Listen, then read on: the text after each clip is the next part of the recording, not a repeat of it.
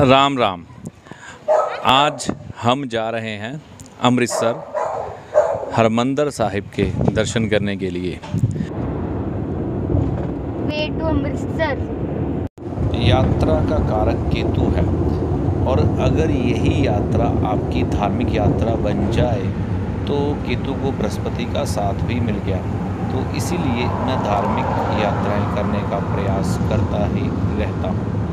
ये जो सामने आप स्क्रीन पे देख रहे हैं ये शहीदों की यादगार में बनाया गया म्यूज़ियम है, बहुत ही भव्य है। अमृतसर के रास्ते में आता है, अगर आपको अवसर मिले तो यहाँ पर ज़रूर जाएं। ये जो दरिया आप देख रहे हैं ये दरिया है ब्यास दरिया। तो अमृतसर के रास्ते में जाते हुए इस दरिया को पार करके ही तो दरिया जब भी पार करें तो दूध जल प्रवाह ज़रूर करें, इस चीज़ का विशेष तौर पर ध्यान रखें। अमृतसर के मुख्य द्वार पर अब हम पहुंच चुके हैं। देखिए कितना भव्य द्वार है। इस स्क्रीन पे चाहे आपको छोटा नज़र आ रहा हो, लेकिन जब हम यहाँ से गुज़रते हैं तो बहुत ही बड़ा और विशाल की ये द्वार है। ये एहसास कराता है कि हम गुरु की नगरी में प्रवेश कर चुके हैं। और ये हरमंदिर साहिब के रास्ते पर जो पैदल पथ है, उस रास्ते पर अब हम अग्रसर हैं हरमंदिर साहिब के दर्शन करने के लिए। तो यहाँ इस रास्ते पर चलते हुए रूह को जो सुकून मिलता है, ऐसा अनुभव होता है कि जैसे हम पुराने समय में, पिछले समय में प्रवेश कर गए, क्योंकि यहाँ की जो साज सज्जा है वो पुराने समय के लिहाज से की गई है और बहुत ही देखने में भव्य हैं। सारी बिल्डिंगें एक जैसी ज़्यादातर देखने में लगती हैं, साइन बोर्ड एक जैसे हैं, बिल्डिंगों का ढांचा, दुकानों के ढांचा एक जैसा है, तो बहुत ही सुंदर दृश्य है। वो सामने जो गुंबद दिखाई दे रहा है गोल्डन कलर में, वो हरमंदिर साहिब का गेट है। तो जैसे जैसे हम उस पथ पर बढ़ रहे हैं गुरु जी के घर की तरफ, तो हरमंदिर साहिब की तरफ, तो रूह में एक बेचैनी बढ़ती जा रही है। लोग हर्षोल्लास के साथ गुरु जी के घर की तरफ बढ़ रहे हैं। तो मैं बात कर रहा था धार्मिक यात्रा की। तो धार्मिक यात्राएं आप किसी भी धर्म से संबंध रखते हो तो ज़रूर करनी चाहिए, और ख़ास तौर पर हरमंदिर साहिब की यात्रा तो आपको ज़रूर करनी चाहिए, क्योंकि इस जगह में वो रूहानियत है कि आपको इस जगह पर पहुंचकर जो मन का सुकून, मन की शांति मिलती है, उसका अनुभव ही कुछ अलग है। इंसान रूहानियत से जुड़ जाता है और उस परम पिता परमात्मा की गोद में बैठा हुआ अपने आप को महसूस करता है। तो आइए अब इस द्वार की तरफ बढ़ें जो हमें हरमंदिर साहिब जी के प्रांगण में लेकर जाएगा। पहले हम अपने पैर धोकर अपनी गंदगी को यहाँ पर उतार कर साफ मन और साफ तन से अंदर प्रवेश करेंगे। गुरु की नगरी का सामने सरोवर में हरमंदिर साहिब के दर्शन।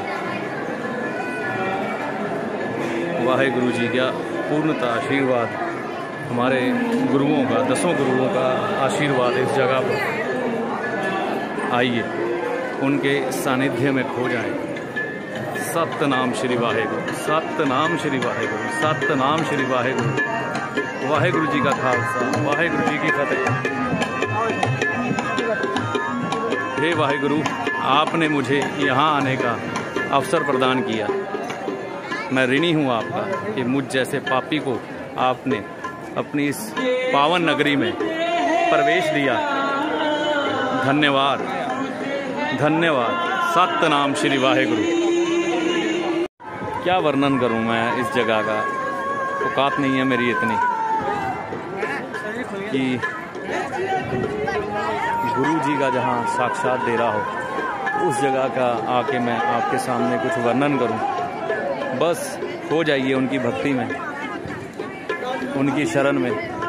चाहे आप ये मेरा वीडियो देख रहे हैं, पर आपको इस वीडियो में भी उस गुरु जी का पूरा आशीर्वाद प्राप्त होगा। मैं कुछ नहीं बोल सकता, निशब्द हो। गुरु जी का इतना साक्षात वास है अद्भुत शांति, अद्भुत शांति यहाँ पर। ये ऐतिहासिक वो दुख भंजनी बेरी। तो जब भी आप हरिमंदिर साहब आएँ तो इस बेरी साहब में स्नान ज़रूर करें और अपने दुखों से निजात पाएँ। गुरु जी का आशीर्वाद यहाँ पर प्राप्त करें।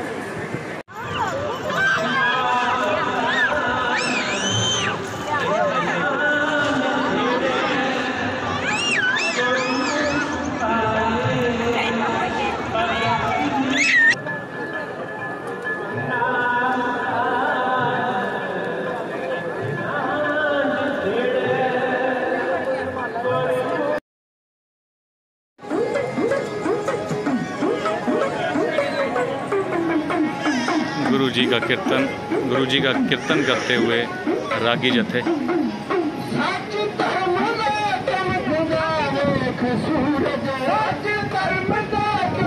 रूहानियत का अनुभव होते हुए गुरु नानक देव जी का 10वें गुरु जी का आशीर्वाद प्राप्त होते हुए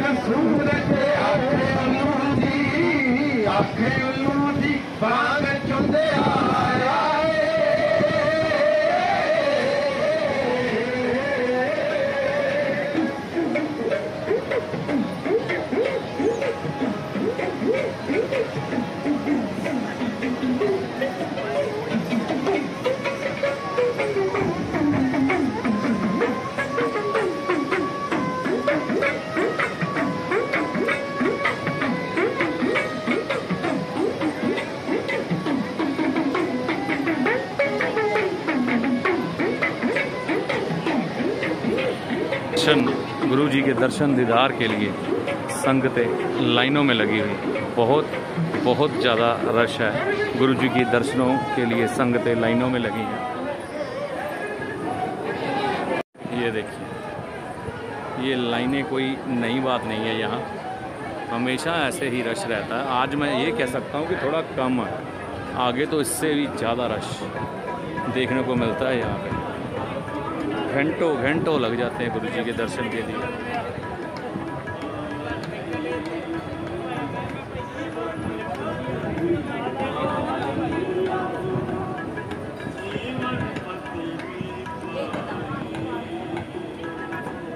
हर मजहब के लोग यहाँ पर नज़र आएंगे। गुरु जी ने सबको जगह दी अपने चरणों में।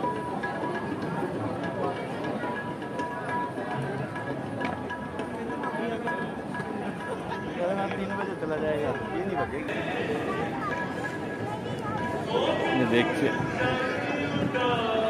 लंबी कतारें अपनी बारी का इंतज़ार दर्शनों के लिए लोग धैर्य से, सब्र से करते हुए गुरु के चरणों में अपनी हाजिरी लगवाते हुए। धन्य है गुरु नानक देव जी, धन्य है श्री हरिमंदिर साहिब।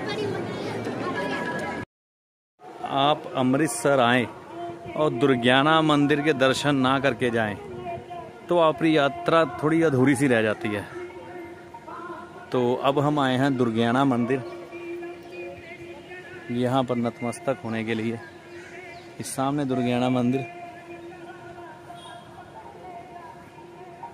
आइए यहाँ पर नतमस्तक होते हैं। सामने दुर्गियाना मंदिर की तरफ बढ़ते हुए बहुत ही भाग्यवान हूँ मैं। ईश्वर कहीं ना कहीं धार्मिक स्थल पर बुलाते रहते हैं और जाने का अवसर मिलता रहता है। तो इस इतवार को हरिमंदिर साहिब व दुर्गियाना मंदिर अमृतसर के दर्शन करने का अवसर प्राप्त हुआ। तो हरिमंदिर साहब के तो दर्शन कर लिए, अब दुर्गियाना मंदिर आइए। राम राम राम राम राम राम राम। जय श्री राम, जय हर हर महादेव, हर हर महादेव। जय श्री राम। जय बजरंग बली। हे बजरंग बली, अपने वर्गी भक्ति दियो प्रभु, अपने वर्गी भक्ति दियो। हे बजरंग बली, श्री राम दे चरनां दे विच वास कराओ, अपने वर्गी भक्ति दियो, अपने वर्गी सेवा दियो। जय श्री राम, जय बजरंग बली। ये हनुमान जी का मंदिर दुर्गियाना मंदिर के साथ ही पड़ता है। इसे लंगूरों वाला मंदिर भी कहा जाता है। तो जब भी आप दुर्गियाना मंदिर आएँ, इस मंदिर में नतमस्तक होकर ज़रूर जाएं और मंगल महाराज यानी कि हनुमान जी का आशीर्वाद ज़रूर लेके जाएं। अद्भुत शक्तियों का प्रवाह होता है इस जगह पर। जय श्री राम, जय बजरंग बली। जय बजरंग बली। जय श्री राम।